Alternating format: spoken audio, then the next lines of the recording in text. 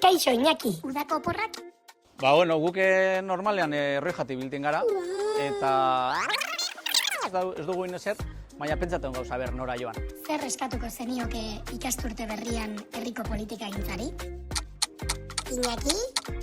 Bueno, ba, Usansoloko kompetentzia guztiek egin arte, ba, danok artean adostu transizioa lasaiagoa eta danontzat egoki.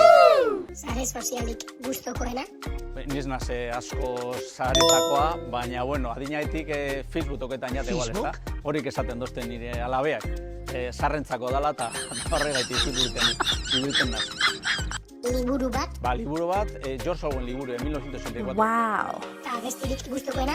Ba, asko dauz, eta baina gustokoena Hotel California, Hotel California. Zure herriko lekurik kutxunena? Ba, ni labeako naz, eta torrean dauen zubien, alboan hasi nintzen, torreako zubien, seguramente bai.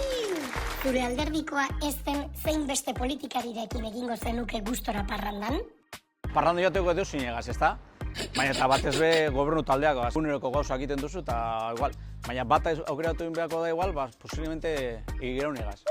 Harremana oso sano daukate berariki. Pasak arazo bat txikitsu bat dago. Txisteko oso txarrakotetan dago.